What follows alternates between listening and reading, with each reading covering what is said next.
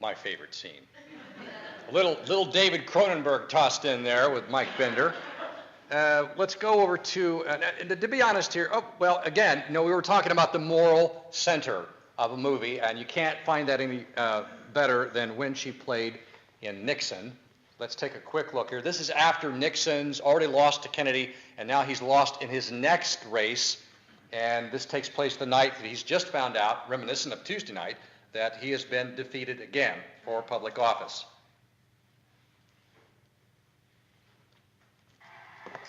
Thank you, Fidel Castro. You're not going to blame us on Castro, are you? I sure am. God damn this process united the whole country behind Kennedy. He was supporting Brown. People were scared, that's why. I suppose Castro staged the whole thing just to beat you. Buddy, before you join the jubilation of my being beaten again, you should remember that people vote not out of love, but fear. They don't teach that at Sunday school or the Whittier community playgrounds. I sure you're not checking with our people. I'm glad they don't, Dick. I'm glad they don't, because life is tough. And it is unfair, and sometimes you forget that in your self-pity. You forget sometimes because you foretell it.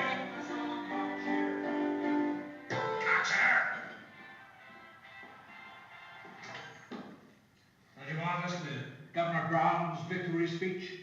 No, I'm not going to listen to any more speeches ever again. Amen to that. It's over, Dick. I'll concede in the morning. Not that.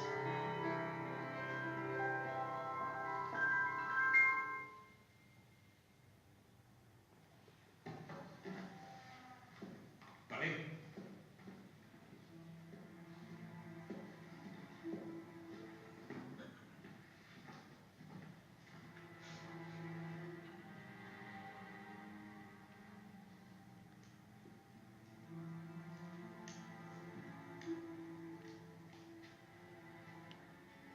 Always stood by you. I campaigned for you when I was pregnant. During checkers, when I wanted you out, I told you to fight. This is different, Dick. You've changed. You've grown more bitter, like you're at war with the world. You weren't that way before.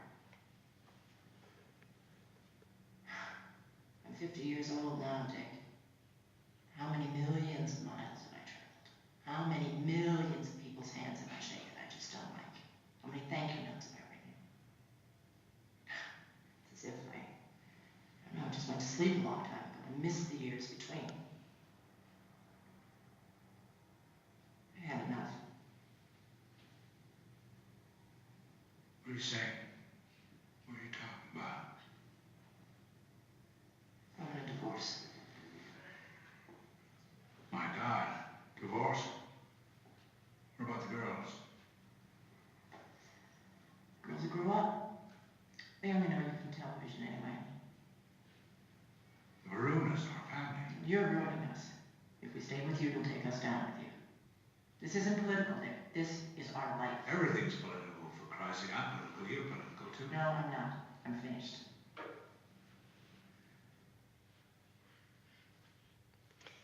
Again,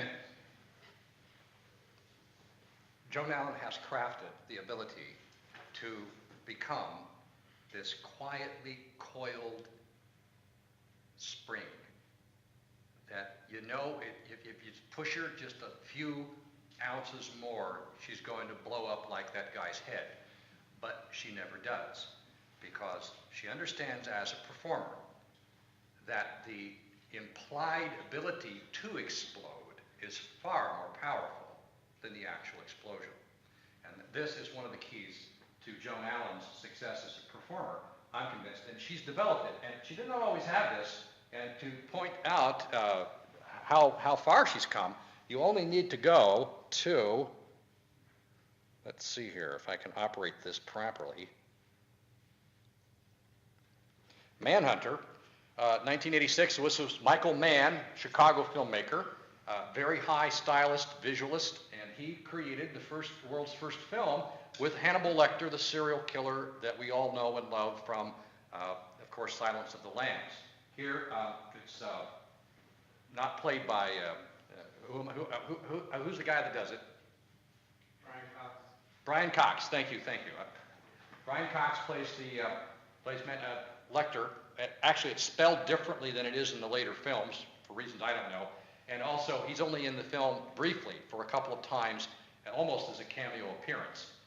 In this film, Joan Allen plays a young blind woman, and she inadvertently develops a relationship with a young man who she does not know is the Tooth Fairy killer, who kills people in the most heinous manners, and this is the target that the FBI is after, and well, this is one of the scenes here, and you just take a look at how she plays a young ingenue.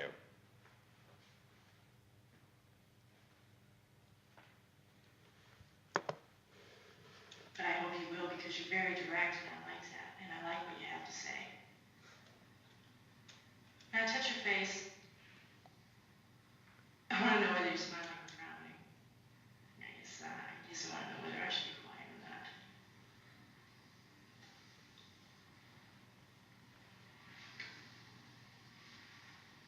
Take my word for it. I'm smiling. I didn't mean to offend you. On the way, can I take you somewhere? Where? It would be my surprise. Okay, sure.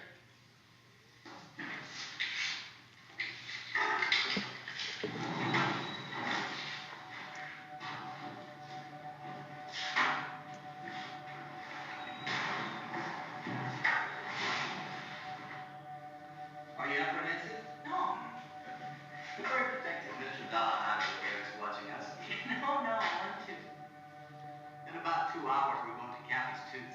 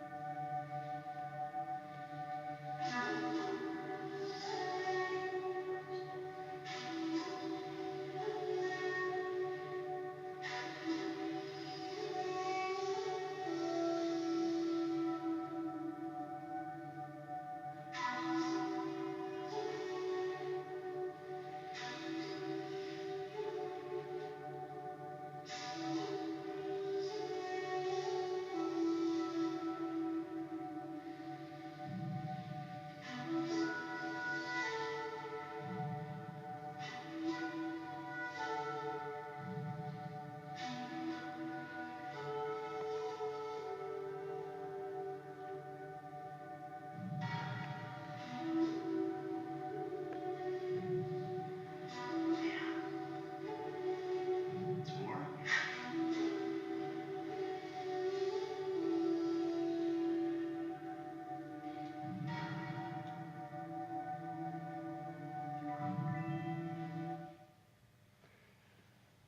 Again, all I can say is that if you've ever seen somebody play a blind person poorly, it's not that easy to do it well.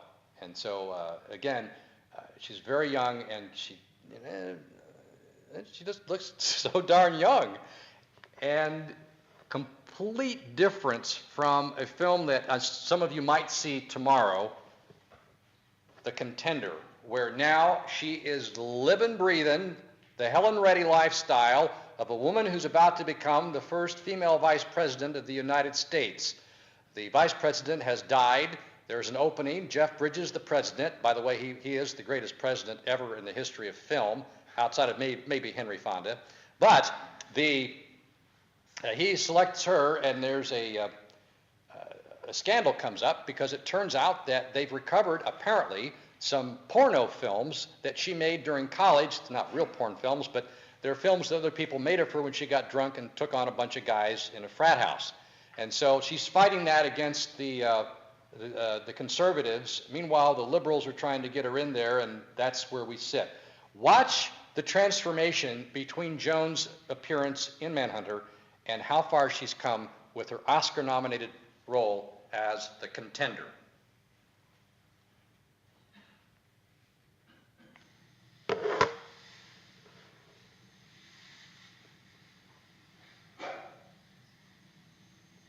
Listen, Wayne,